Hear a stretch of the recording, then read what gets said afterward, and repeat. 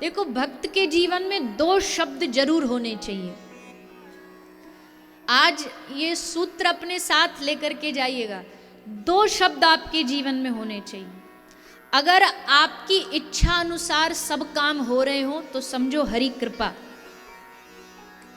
अगर आपकी इच्छा अनुसार सब काम हो रहे हो तो समझो हरि कृपा। और आप जो चाहते हैं वो नहीं हो रहा तो समझो हरि इच्छा। सब हमारे मुताबिक तो हरि कृपा, और नहीं भी हो रहा तो हरि इच्छा। और हरि इच्छा हमारी इच्छा से बहुत ऊपर है। हम जो नहीं भी समझ सकते, भगवान हमारे लिए समझ सकते हैं। हमें लगता है ये पाने से हमें खुशी मिलेगी, पर भगवान जानते नहीं मिलेगी, इसलिए वो हमें उससे दूर रख रहे हैं। नहीं तो कब का दे देते, कब का प्रदान कर देते। ये 2 शब्दों के इर्द गिर्द भक्त की जीवन चलता है, हरि कृपा और हरि इच्छा। इस 2 के अलावा ना कोई उल्हाना, ना कोई अर्जी। करा लो प्यारे जो तेरी मर्जी। सहाओगे जो भी खुशी से सहूंगा, जहां ले चलोगे वहीं मैं चलूंगा। कोई उल्हाना नहीं, कोई अर्जी नहीं, कुछ नहीं। हरि इच्छा समझ के स्वीकार करना। लेकिन ये क्यों नहीं हो पाता हमारे जीवन में, जानते हैं? इसका उत्तर भगवान कृष्ण भगवद गीता में दे रहे हैं।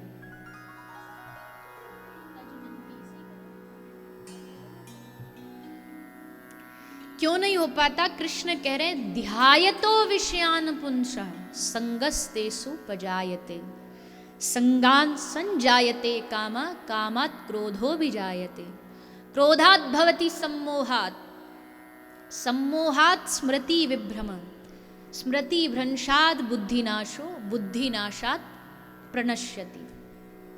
ध्यायतो विषयान पुंसः, ये इसलिए नहीं हो पाता क्योंकि हमारा जो संग है वो उन लोगों का, हम विषयों का संग करते हैं जो खुद माया में डूबे हुए हैं, जिनकी खुद के जीवन में इतनी इच्छा है। उनका संग करने से हमारे मन में भी इच्छा पैदा होती है।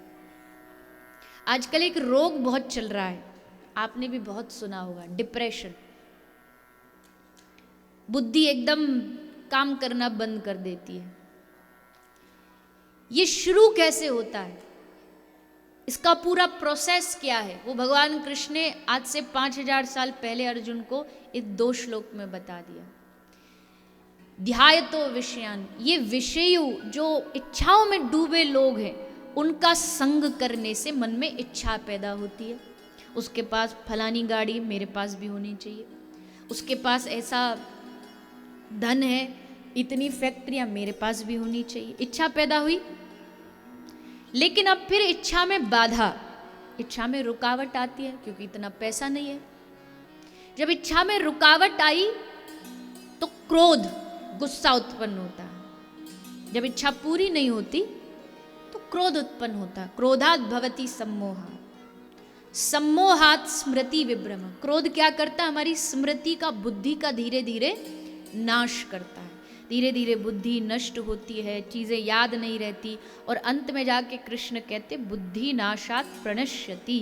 धीरे धीरे वो आदमी अपने स्तर से एकदम नीचे गिर जाता है, बुद्धि उसके कंट्रोल से एकदम बाहर हो जाती है, जिसको आजकल के डॉक्टर्स जो हैं वो डिप्रेशन का नाम दे देते हैं। तो शुरू कहाँ से हुई? शुरू हुई संसारिक लोगों का संग करने से। इसलिए बार बार कहा है, भक्ति न कर पाओ चल जाएगा, लेकिन जो लोग विषयों में डूबे हैं, जो संसार में डूबे, उन लोगों से दूर रही, कुसंग से दूर रही। कुसंग करने से हमारी जो थोड़ी बहुत जो हम भक्ति का अर्जन करते हैं, उस भक्ति का भी नाश हो जाता है गलत संग करने से।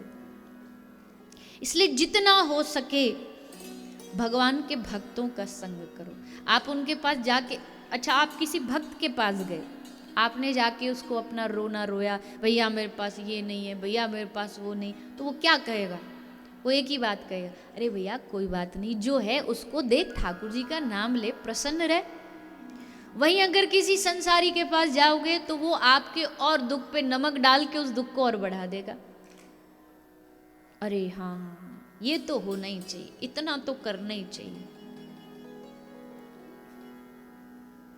एक बात समझ लेना, इच्छा पूर्ति होना ये भगवान की कृपा नहीं है। इच्छा पूरी हो, क्योंकि आज ये इच्छा पूरी हुई है, कल दूसरी प्रकट हो जाएगी। इच्छा पूरी होना भगवान कृपा नहीं है। इच्छा का विनाश होना, खत्म हो जाना, अब कोई इच्छा ना, वो असली कृपा है। और वो भक्तों के संग से ही प्राप्त होगी, दूसरा कोई रास्ता, कोई शॉर्टकट नहीं है। इसलिए भक्तों का संग करिए। आपके पास तो यहाँ बहुत सारा साधन है,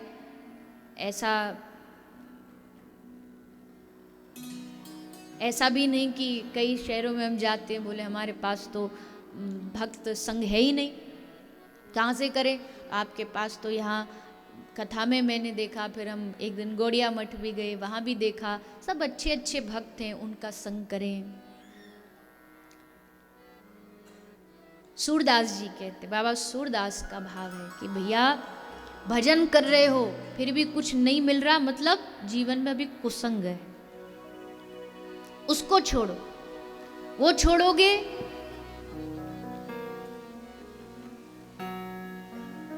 तो तुम्हारे भजन में जो थोड़ी बहुत रुकावट आ रही है वो दूर हो जाएगी।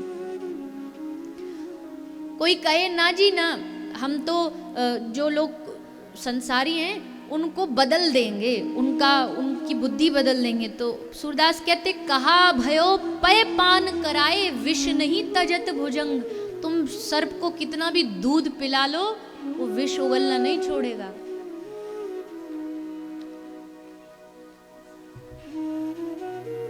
सूरदास जी की वाणी।